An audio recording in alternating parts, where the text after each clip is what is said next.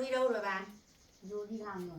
Vâng. Đồng làm. Vâng. Thế cái cún bé đâu rồi?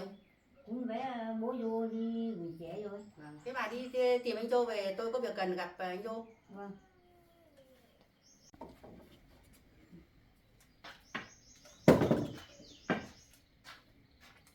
Không ổn thì đợt này là không nhùng nhằng nữa mà phải chia tay dứt điểm. Đã có mẹ làm chủ rồi, nhà mẹ mua cho, đất mẹ mua cho, thì bây giờ đã chia tay rồi thì không níu kéo làm gì nữa. Con gái về mẹ gả chồng. Bây giờ bà nói như thế nhưng mà cái việc này là việc của anh Dô, anh là con rể tôi nhưng bây giờ không là con rể cho nữa, chia hết đồ đạc tài sản là chia tay. Bây giờ tôi không chấp nhận nữa. Còn bà đi đâu là quyền của bà, tôi không biết. Thế còn thì là đồ lề của anh, có những cái gì thì mời anh mang ra. Nếu anh không mang ra được thì tôi sẽ cho con gái tôi nó mang ra ngoài thì chân cho anh. Bây giờ không còn tình nghĩa gì mẹ con cả. Con ơi, hộ mẹ, hộ mẹ, hộ mẹ ôm quần áo hết để ra ngoài cái cho anh ấy. Đồ này hết ra ngoài cái cho anh ấy. Bây giờ hôm nay tôi đủ ăn. Đồ này hết ra ngoài này để tí nữa chia tay này thì đi này. Con quần hết ra ngoài đồ này cho. Để tao khóa cửa khóa nhà mà. Nọ là mày đuổi con tao nay tao cho mày đứng đường này, cho mày đứng đường luôn. Con khóa cửa khóa nhà đi về con ạ.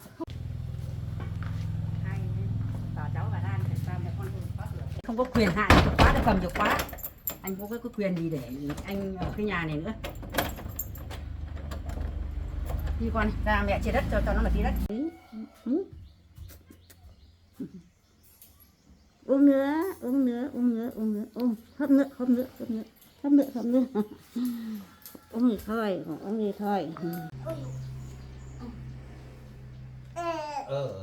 Lại cống lại đi học.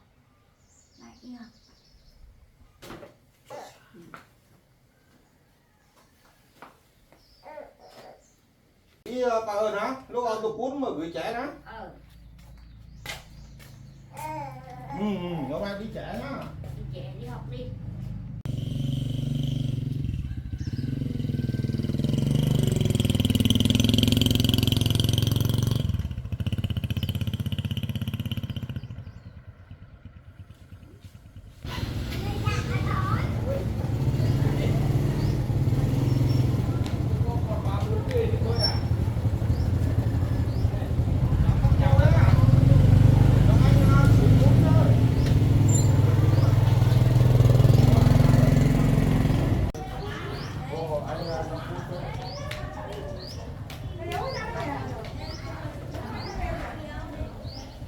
Có trái trên không nhỉ? Trên dép có trái trên không?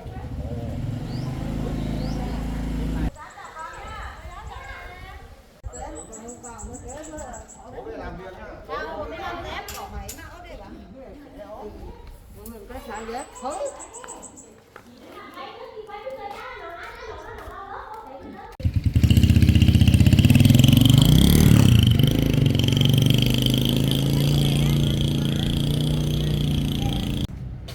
Kia gì coi hơn hả? Lúc mày biết rồi đó. Rồi tôi cuốn mà phát trẻ vào.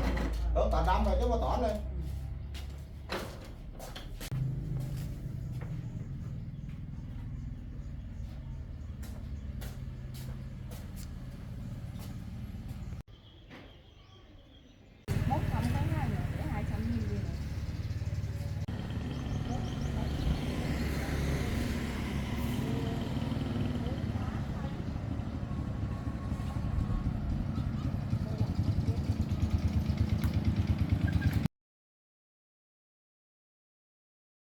Nhà mình có máng lợn bán không? Có. Cái máng cho ăn tự động ấy. Sao lại cái này?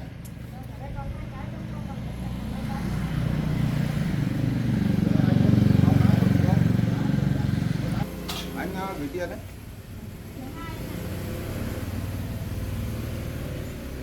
Thế anh lấy hai cái này về trước nhé. Cái mỗi chuyến chở được hai cái không?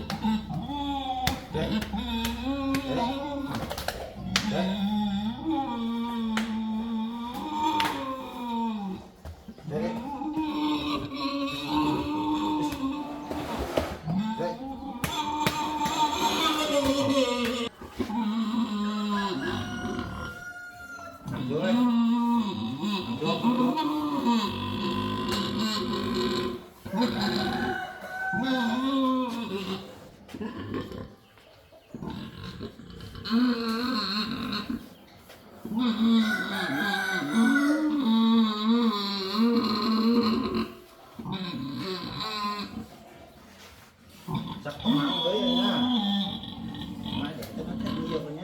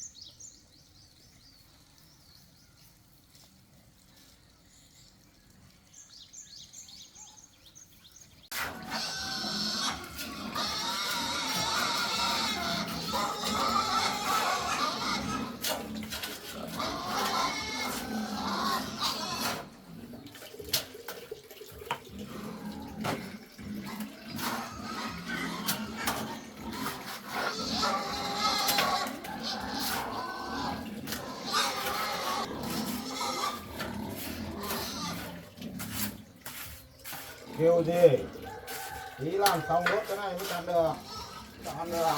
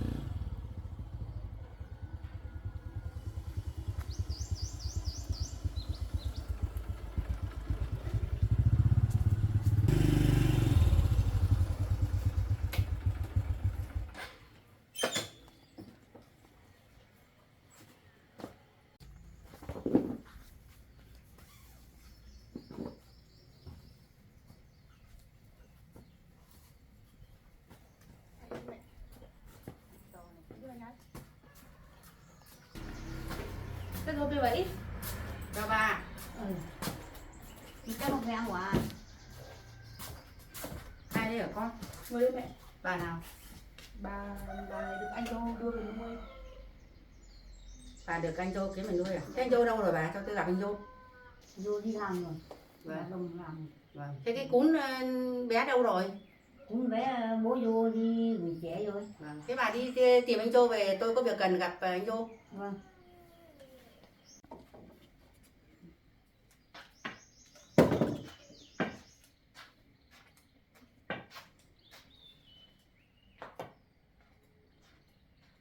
Thế tình hình bây giờ như thế nào hai vợ chồng? Thì anh ấy có cho con ở đâu, bây giờ không cho con ở thì đợt này về mẹ làm chủ cho con. Không cho ở làm sao được, nhà này mẹ mua, đất mẹ mua, nhà mẹ mua. Bây giờ nếu mà người bỏ nhau mà người ra đi là anh ấy chứ không phải là con. Chúng mày không ở với nhau được chia tay. Mẹ là người đứng làm chủ cho, không phải lo nghĩ gì cả. Nếu không ổn thì đợt này là không nhùng nhằng nữa mà phải chia tay dứt điểm. Đã có mẹ làm chủ rồi, nhà mẹ mua cho, đất mẹ mua cho, thì bây giờ đã chia tay rồi thì không níu kéo làm gì nữa. Con gái về mẹ cả chồng, bây giờ tìm anh Đô về, mẹ sẽ đứng lên mẹ làm chủ. Đồ lề của anh có cái gì trong nhà mẹ quẳng hết đi luôn, xong là mẹ khóa cửa qua nhà về, con tạm thời về ở với mẹ một thời gian. Nè mẹ cái bọc cái tay bọc. Đây bà cứ ý cảm ơn con này, trong lúc cảm ơn. Chúc các bà đó.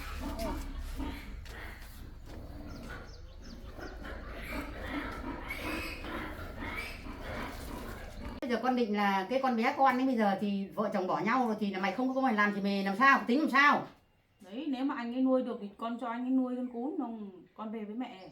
Rồi Về với mẹ đi công ty nhá. Công ty vâng. Xong rồi nào mẹ thả chồng cho, Vâng. không phải lo nghĩ gì cả.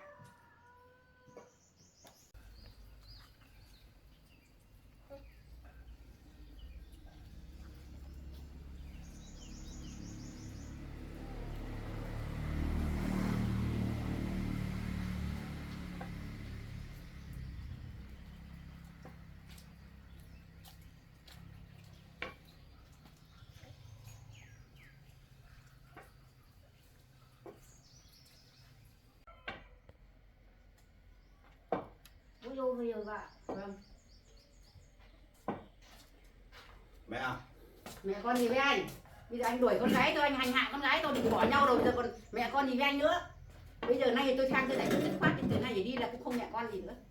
Vợ chồng anh không ở với nhau, nay cãi nhau mai cãi nhau, là tôi giải quyết chuyến này là bỏ nhau xong cho nó xong đi. Con bé anh nuôi thì con tôi nó về đi công ty. Bây giờ cái nhà này, đất này là của tôi bỏ tiền để tôi mua cho vợ chồng anh. Bây giờ không ở được với nhau là tôi sang tôi chia cho anh một tí đất ở đằng sau, còn nhà của tôi là tôi lấy lại. Tôi thương anh là anh nuôi con bé này, tôi để cho anh tí đất đằng sau, cho anh một tí để anh làm túp lều, anh làm gì anh làm. Mẹ uống nước đi. Thế Cái là chuyện là như thế này mẹ. Mẹ của cún này ấy, thì lần đầu thì bỏ đi theo người yêu, con không được đuổi. Còn lần thứ hai ấy là đi một thời gian mới về là lấy cả bò cả xe máy ấy, thì cô cũng lấy đi hết rồi, thì con mới đuổi. Còn lần thứ ba về nữa thì con cún ốm nữa thì con cũng bảo là bây giờ cô không có trách nhiệm gì ở đây thì cho cô đi ra khỏi nhà thôi. Thế bây giờ hai vợ chồng con thì không ở với nhau được, thì bây giờ là ý của cô Duyên là như thế nào con cũng chấp nhận. thế còn con xem có ở với nhau. Thì anh ấy suốt ngày chửi đuổi con ấy, con không ở nữa đâu. Giờ bỏ rồi mẹ. Về với mẹ thì không ở đây đâu. Thế là con tự quyết định rõ ràng như thế rồi gì? Vâng. Rõ ràng như thế để mà mẹ mới biết hướng. Vâng. Chứ cái việc này là vợ chồng con ở với nhau hay bỏ nhau là vợ chồng có quyết định. Bây giờ bố vô cũng có nhà ở, tôi cũng không có nhà ở nữa. Thế là bà làm thế nào cho để cho tôi xin thôi. Bây giờ bà nói như thế, nhưng mà cái việc này là việc của anh Dô. Anh là con rể tôi, nhưng bây giờ không là con rể cho nữa, chia hết đồ đạc tài sản là chia tay. Bây giờ tôi không chấp nhận nữa. Còn bà đi đâu là quyền của bà, tôi không biết. Thế còn thì là đồ lề của anh, có những cái gì thì mời anh mang ra. Nếu anh không mang ra được thì tôi sẽ cho con gái tôi nó mang ra ngoài sân cho anh. Bây giờ không còn tình nghĩa gì mẹ con cả. Bây giờ bà làm thế, tôi có lấy cái gì mà ở? Bà ở đâu là việc của bà. Cái việc đó là của anh Dô, anh lo cho bà, tôi không quan tâm gì đến việc đó. Phải nhường cho. Thế mẹ không cho con xin với cún xin được à? Thế Tôi muốn xin bao nhiêu lần rồi, nhưng lần này là tôi quyết định tôi cho anh thêm một tí đất làm sao đấy, anh dựng lều dựng trước anh ở. Còn bây giờ tôi không thể mà lần được nữa, bởi vì nhiều lần là đánh chửi cãi con gái tôi, đuổi con gái tôi rồi, thì bây giờ con xem của anh có những cái gì để mà ở với nhau một nữa thì công việc đồ đề của ai người ấy mang. Con ơi, hộ mẹ ôm quần áo hết để ra ngoài cái cho anh ấy. Đồ này hết ra ngoài cái cho anh ấy. Đấy, bây giờ hôm nay tôi đuổi anh. Đồ này hết ra ngoài này, bây giờ không ở với nhau nữa thì chia tay này thì đi này. Con quần hết ra ngoài đồ này cho, để ta khóa cửa khóa nhà mà, để khóa cửa khóa nhà mà để tao chia quần áo đồ đề của anh vẫn còn cái con hộ mẹ nữa thôi. Còn mẹ thì mang cái này đây. Nọ là mày đuổi con tao, nay tao cho mày đứng đường này, mày đứng đường luôn. Con khóa cửa khóa nhà đi về, con không thiết tưởng gì cái gia đình nữa. Quần áo đồ đề tôi đã cho hết, mời bà thông cảm, mời bà ra hậu để tôi khóa cửa khóa nhà. Anh vô ra đi, anh đưa bà cụ anh đón về ra đi. Đồ đề của bà, cái túi của bà cái kìa. Đồ trong là khỏi ơn ha, cái này là thôi lúc có một tón tôi cuốn đó.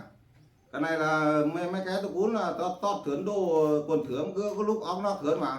Thế là thôi cái này là bà mới ở lúc chú bảo là khóa tu và thôi là ý là nó phải không mua với chú đây. Đó, xong lúc có một tón tôi cuốn nữa. Hai tỏ cháu và Lan để sao để con khóa cửa. Không có quyền hạn chìa khóa để cầm chìa khóa. Anh có cái quyền gì để anh ở cái nhà này nữa. Đi con ra mẹ chia đất cho nó một tí đất.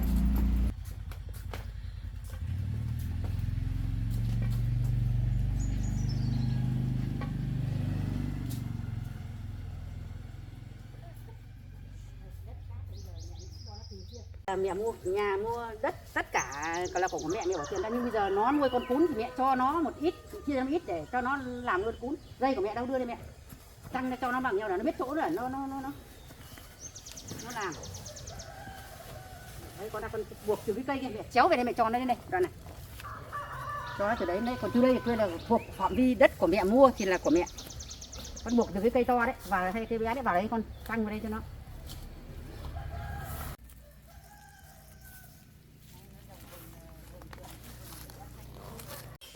Con buộc từ đấy cho ra cho mẹ, cho nó một đoạn để nó làm, nó nuôi con nó. Còn bao nhiêu là của con. Con buộc vào cái cây chuối cho mẹ, cây chuối cho mẹ. Đấy, tôi cho anh từ đây về này để anh làm, anh nuôi con.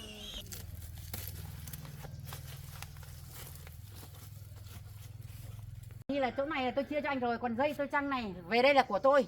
Từ đây cho anh chỗ này là anh làm, anh nuôi con cún, còn tôi là tôi lấy nhà lấy đất của chỗ của con gái tôi là tôi đi về đây. Thế từ nay anh đừng động chạm gì nhà tôi khóa rồi, anh đừng động chạm với nhà tôi nữa nhá. Họ lấy nhà đất hết cháu ạ. Mình hai bà cháu mình không có chỗ ở rồi, không biết ở chỗ nào được luôn. Con ơi, về rồi mẹ gả chồng cho, mai đi công ty gặp thằng nào cái là đồng chí đưa về, xong là mẹ gả chồng cho luôn, không phải nghĩ ngợi gì cả. Khóa cửa khóa nhà rồi, nay mai tao